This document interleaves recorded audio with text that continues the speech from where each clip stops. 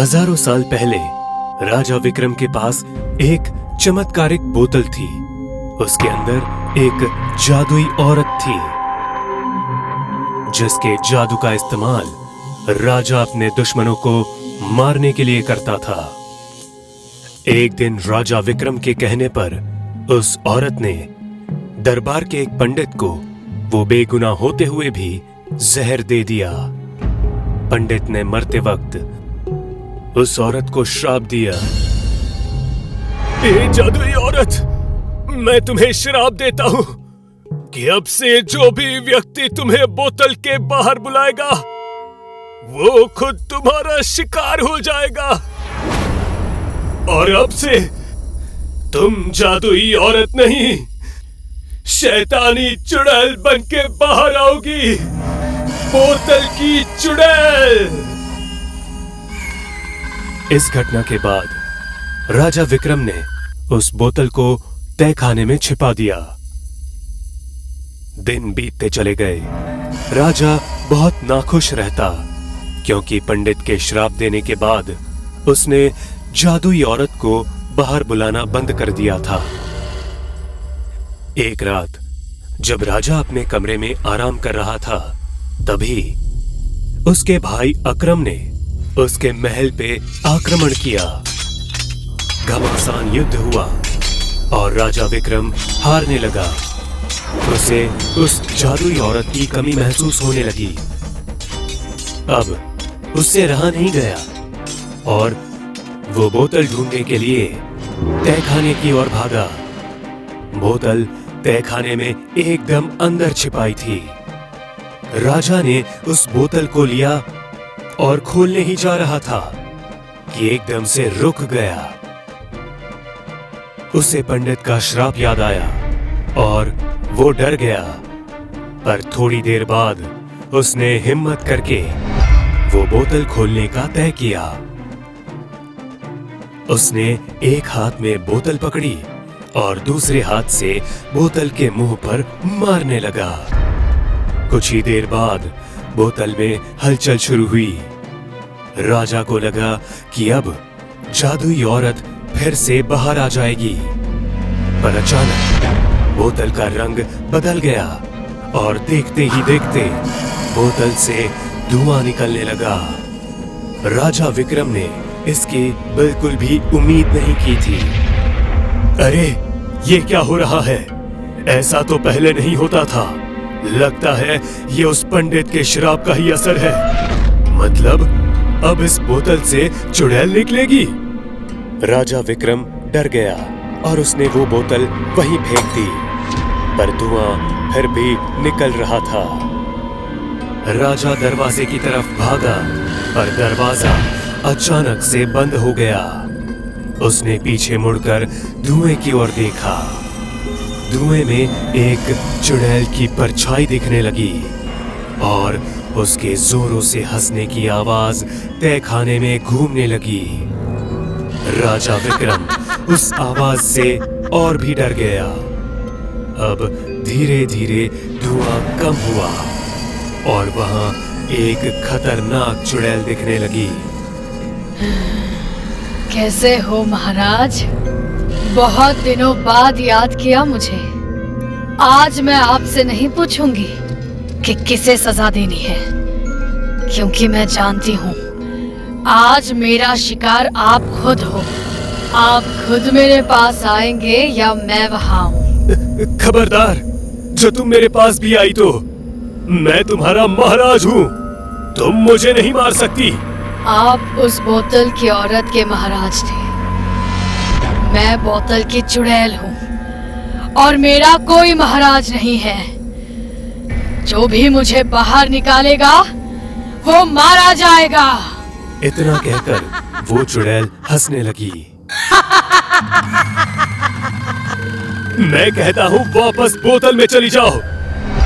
हाँ, चली जाऊंगी, लेकिन आपको साथ लेकर ही जाऊंगी।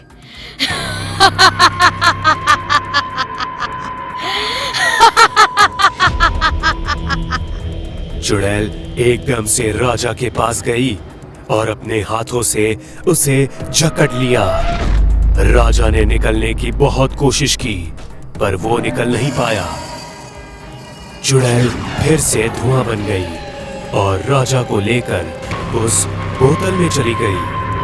बोतल पहले जैसी होकर वही तहखाने में पड़ी रही। बाहर दरबार में अकरम को नया राजा घोषित कर दिया गया। राजा विक्रम ये राज्य छोड़कर भाग गए हैं, क्योंकि अगर वो नहीं भागते तो निश्चित ही मेरे हाथों से मारे जाते। प्रधान जी। राज्य का प्रधान आगे आता है। अब मैं उस नायाब बोतल को देखना चाहूंगा, जिसकी मदद से विक्रम ने इतनी लड़ाइयां जीती है। मैं भी उस जादुई औरत का करिश्मा देखना चाहूंगा। महाराज, उस बोतल को श्राप दिया है। जो कोई उसे खोलेगा वो उस चुड़ैल के हाथों ही मारा जाएगा। ये जरूर झूठ बोल रहा है। ये नहीं चाहता कि मैं उस बोतल को देखूं। मैं कुछ सुनना नहीं चाहता। जाओ और बोतल लेकर आओ। प्रधान ने 2 सैनिकों को इशारा किया और वो तुरंत जाकर तहखाने से बोतल ले आए। सैनिक ने प्रधान के हाथ में बोतल दी और प्रधान ने राजा अकरम को। अकरम ने बोतल ध्यान से देखी और फिर से प्रधान को देते हुए कहा, बाहर निकालो उसे। प्रधान डर गया और डरते हुए कहा, क्षमा कीजिए महाराज, लेकिन मैं नहीं जानता। राजा विक्रम ने हमें कभी नहीं बताया। मैं सब जानता हूँ। ये सब तुम लोगों की साजिश है, ताकि मुझे जादुई औरत ना मिले। लेकिन मैं इसे लेकर रहूंगा। राजा अकरम गुस्से में उठा और वो बोतल जमीन पर जोर से फेंक दी। दरबार के सभी लोग डरने लगे। बोतल जमीन पर गिरने के कारण वो टूटने लगी और एकदम से फट गई। फटने के कारण उसमें से धुआं निकलने लगा। उसे देख अकरम भी थोड़ा डरने लगा। पूरे दरबार में धुआं फैल गया और चुड़ैल के हंसने की आवाज आने लगी।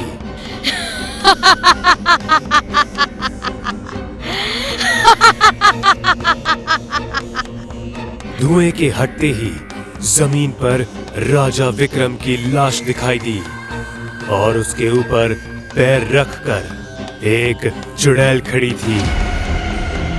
उस चुड़ैल को देखकर दरबार के सभी लोग डर गए और महल के बाहर भागने लगे। एक और शिकार।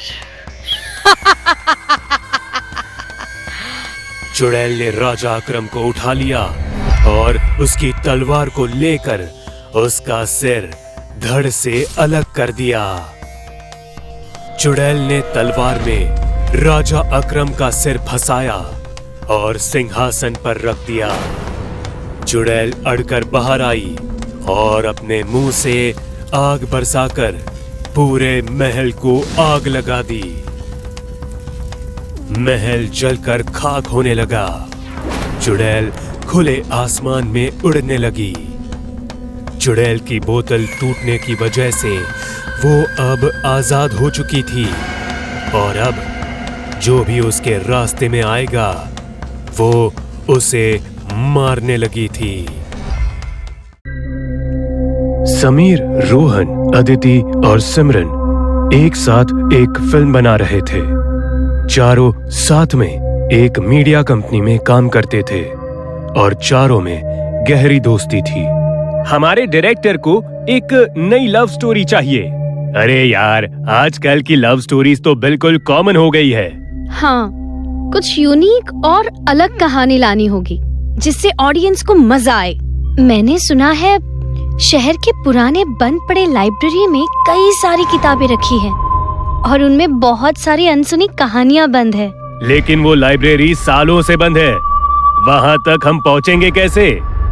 अगर हमें वहाँ से अच्छी कहानियां मिल सकती है तो फिर हमें कुछ ना कुछ उपाय तो जरूर करना पड़ेगा।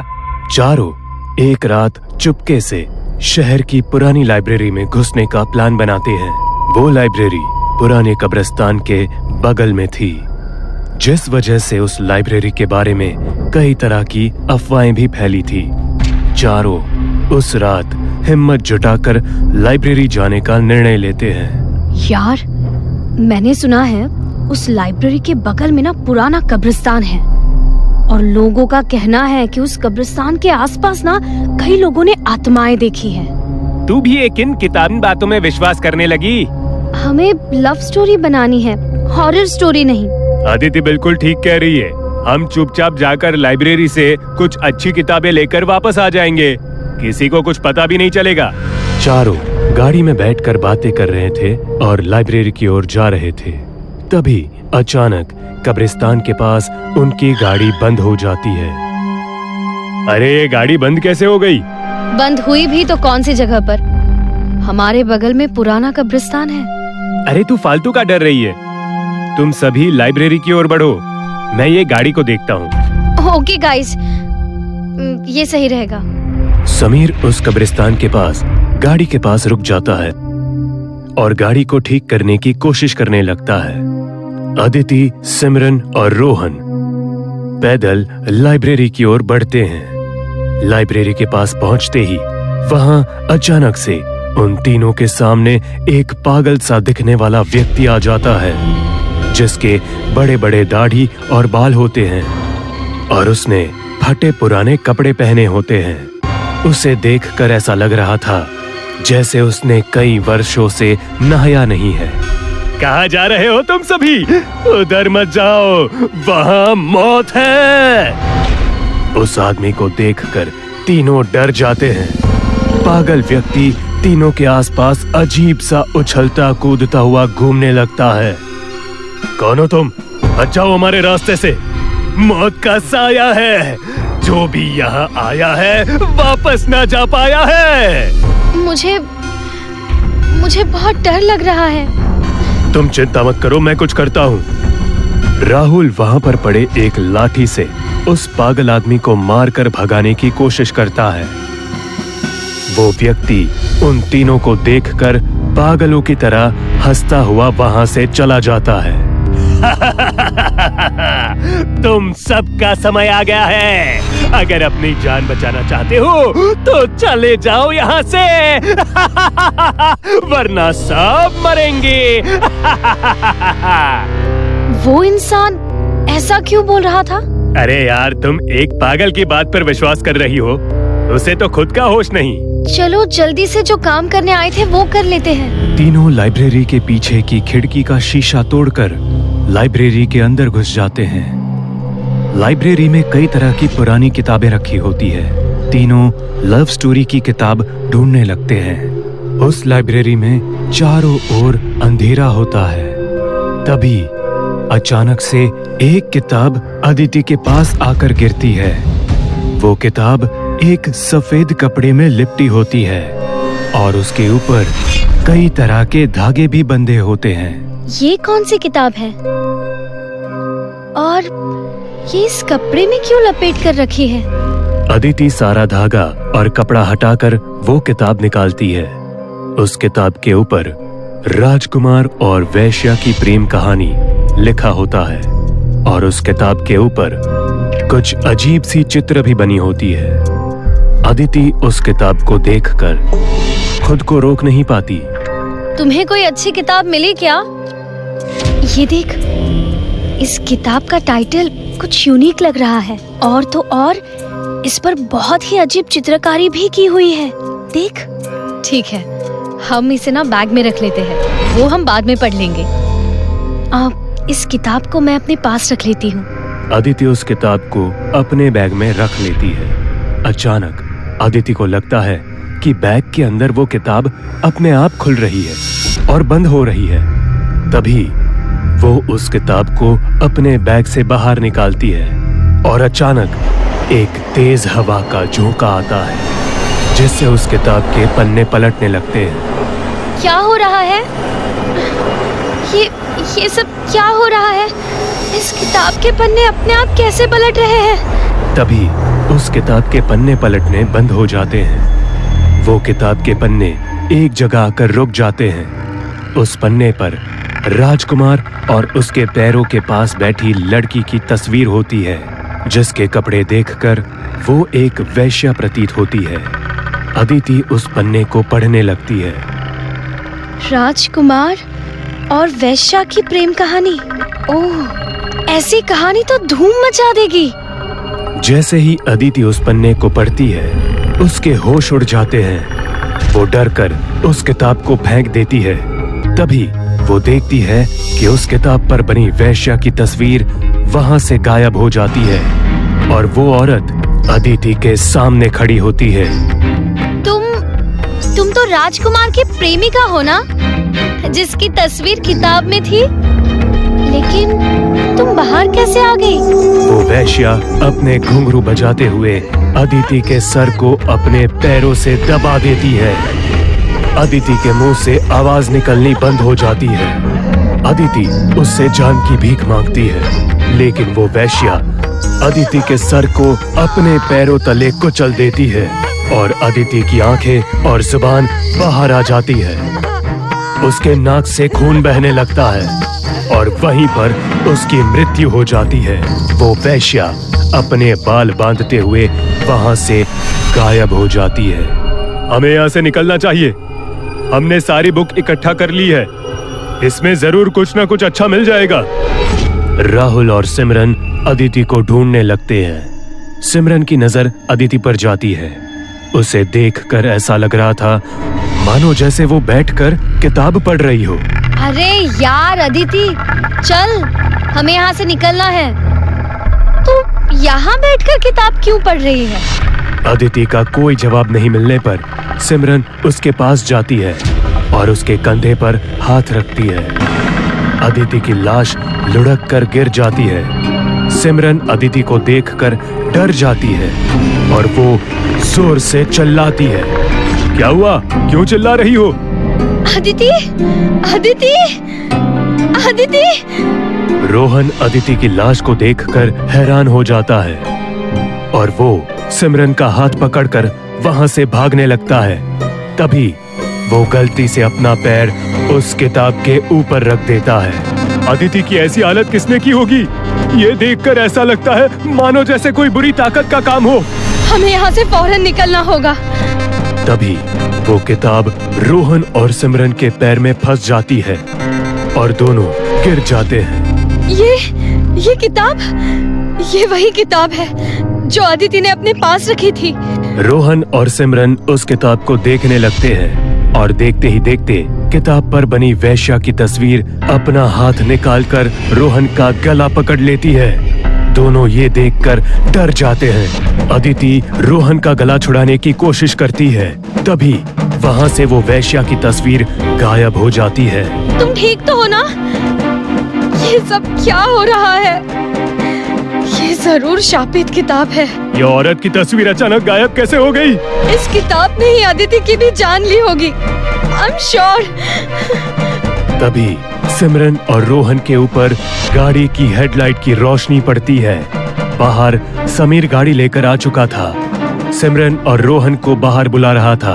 अरे यार, तुम लोग सब बाहर आ जाओ, गाड़ी ठीक हो गई है, चलो यहाँ से निकलना होगा। सिमरन और रोहन उस किताब को वहीं छोड़कर गाड़ी की ओर भागते हैं। वो दोनों जैसे लाइब्रेरी से बाहर निकलने की कोशिश करते हैं, वहां पर वो वैश्या आ जाती है और अपने पायल बजाने लगती है। दोनों ये देखकर डर जाते हैं। कौन हो तुम और हमें क्यों मार रही हो? हम तो तुम्हें जानते भी नहीं हैं। हमें छोड़ दो, हमें जाने दो, हमें छोड़ दो। तभी वो वैश्या सिमरन और रोहन का गला दबाने लगती है और दोनों को हवा में उठाते हुए कांच की खिड़की पर पटक देती है। देखते ही देखते उन दोनों की मौत हो जाती है। लाइब्रेरी के बाहर से समीर ये सब कुछ देख रहा था। समीर अपने हाथ में एक ताबीज लेकर लाइब्रेरी के अंदर घुसता है। तुम मेरा कुछ नहीं बिगाड़ पाओगी। मुझे पता था ये किताब खूनी है, इसीलिए मैंने अपने दोस्तों को किताब लेने भेजा था। वैश्या समीर को छू भी नहीं पाती है। समीर किताब पर ताबीज बांध देता है और उस किताब को अपने साथ गाड़ी में रखकर ले जाने लगता है। बेचारे मेरे दोस्तों को ये नहीं पता था कि ये सब मेरा करा धरा है। अब मेरे पिताजी प्रोफेसर मंतोष पांडे का रिसर्च पूरा हो पाएगा। ये खूनी किताब का राज अब इस दुनिया को पता चलेगा और पिताजी वेश्या को अपने कब्जे में कर लेंगे। तभी समीर देखता है रोड के बीचों बीच वो वेश्या खड़ी है। वो अपनी गाड़ी का स्टीयरिंग घुमाता है और उसकी गाड़ी सीधा कब्रिस्तान की दीवार पर जाकर टकराती है। समीर की वहीं पर मौत हो जाती है। वो किताब वहीं कब्रिस्तान के पास एक कब्र में गिर जाती है और वहीं दफन हो जाती है। मौत एक ऐसी भयानक सच्चाई है जिससे आज तक कोई भी नहीं बच पाया है। लेकिन एक और कड़वा सच ये भी है कि सच्चाई मौत के बाद भी सामने आ सकती है। आज की कहानी दो बहनों की है जो अडॉप्टेड चाइल्ड थे। उन्होंने कभी अपने माता पिता को नहीं देखा था और अपनी जिंदगी को गोद लिए हुए घरों में गुजारती थी। लेकिन जिंदगी ने उनके साथ ऐसा खेल खेला जिसमें मजबूत खिलाड़ी भी हार मान जाए। क्या कर रही हो निधि? अब तो बड़ी हो गई हो, अब तो मिट्टी में खेलना बंद कर दो। आह दीदी, क्या तुम भी? बच्चों, अपने कमरे में जाओ और जाकर सामान पैक कर लो। तुम्हें लेने के लिए मर्फी परिवार नीचे इंतजार कर रहा है। चलो जल्दी जाओ। क्योंकि नैना और निधि अडॉप्टेड चिल्ड्रन थे तो अक्सर उनको फैमिलीज चेंज करनी पड़ती थी।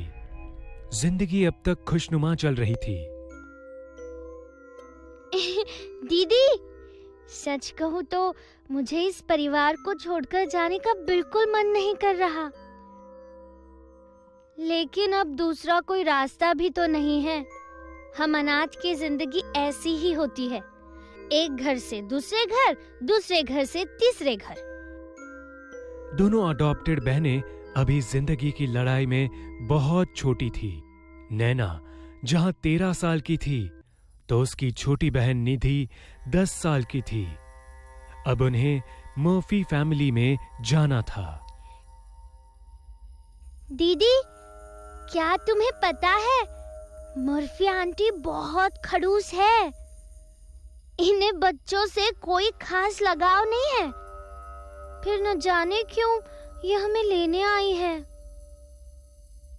हाँ, ये बात है तो सही, क्योंकि मैंने भी सुना है कि इनका स्वभाव बहुत अजीब है और व्यवहार बहुत खतरनाक है। पहले भी कई लोगों ने इनके यहाँ से बच्चों के गुमशुदा होने के किस्से बताए हैं। बच्चों, बाहर गाड़ी में बैठ जाओ। हाँ?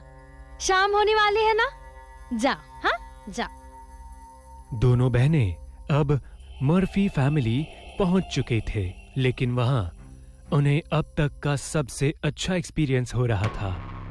घर किसी आलीशान महल से कम नहीं था और रोशनी से चकाचौंध था ये घर।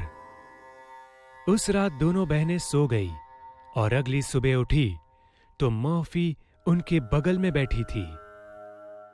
बच्चों, वैसे तो स्कूल जाना बहुत जरूरी है ना? लेकिन मैं तुम्हें 2 रास्ते देती हूँ। हाँ, या तो घर के सारे काम करो या स्कूल जाओ। नैना को पढ़ाई पसंद नहीं थी, इसलिए उसने घर का काम करना सही समझा और निधि ने स्कूल जाने का फैसला किया।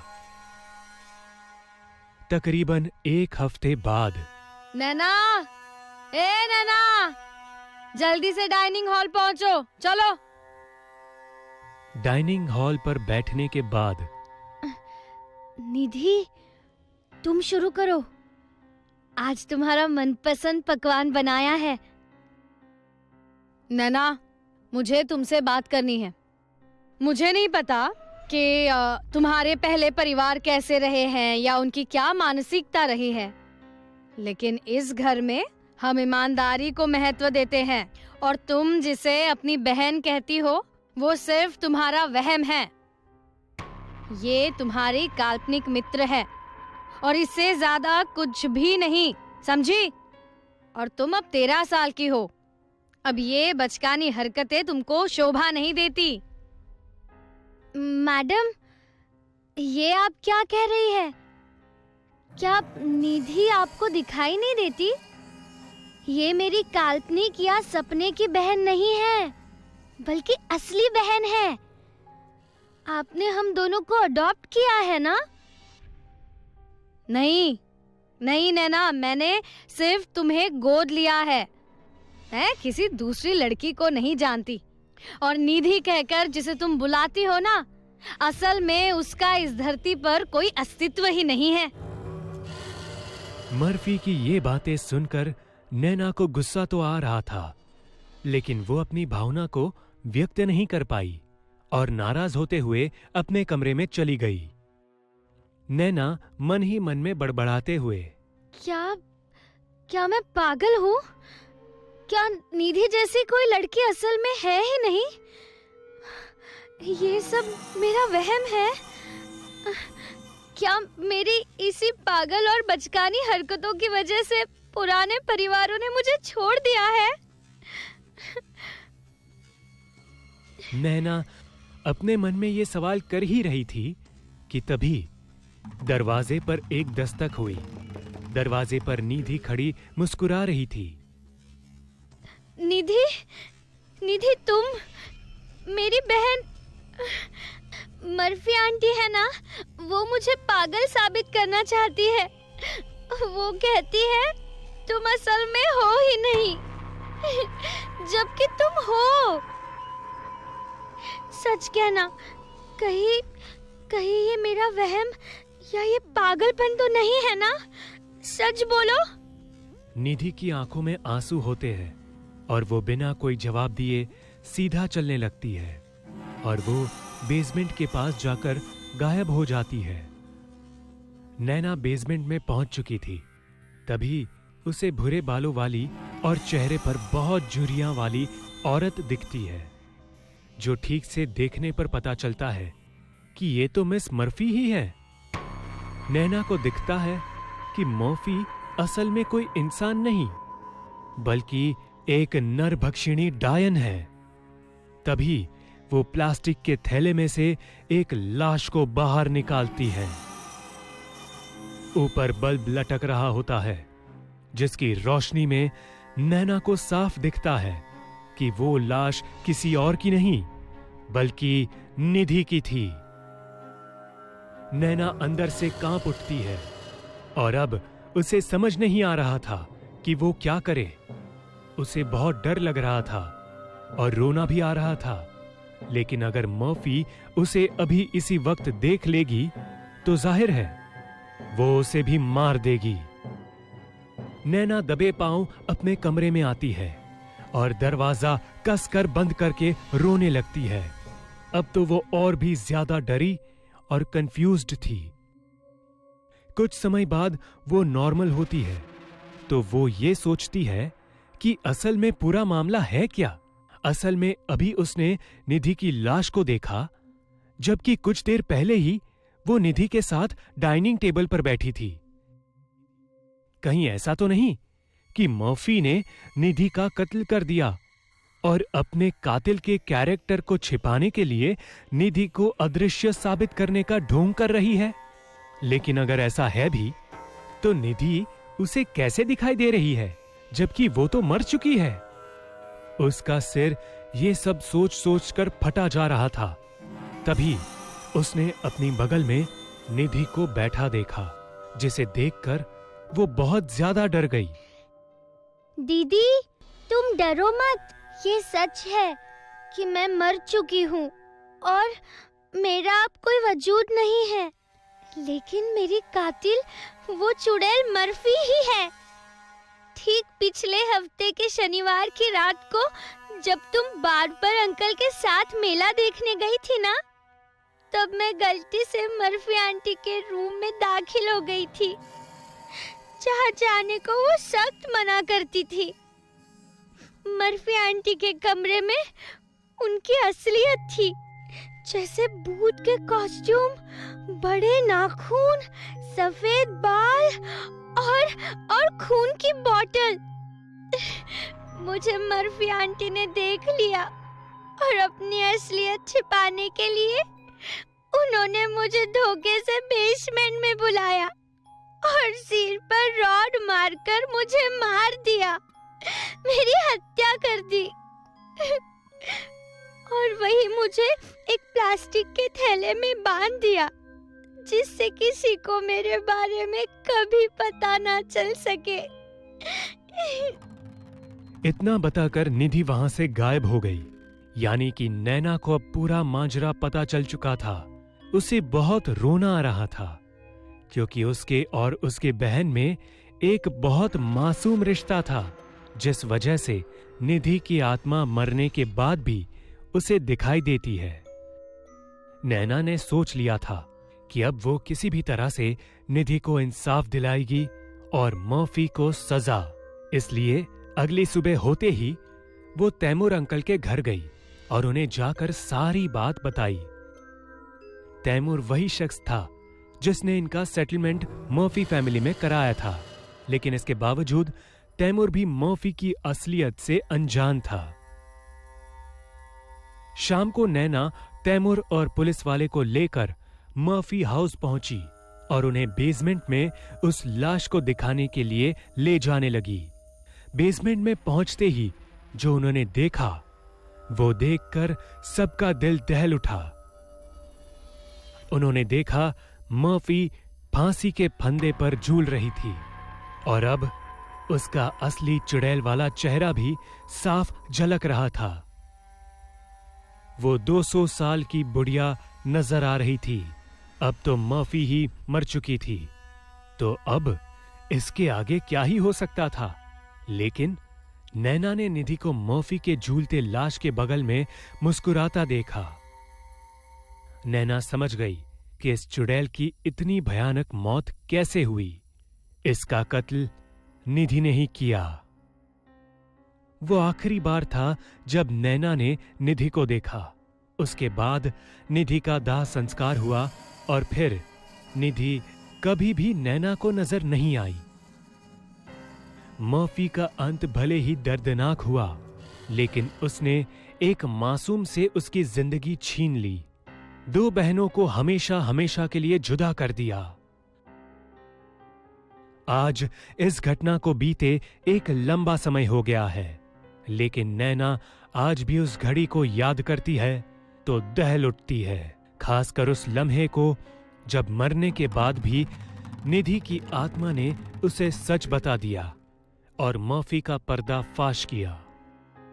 इसलिए कहते हैं, मौत सिर्फ शरीर को आती है, आत्मा और भावना दोनों अमर है।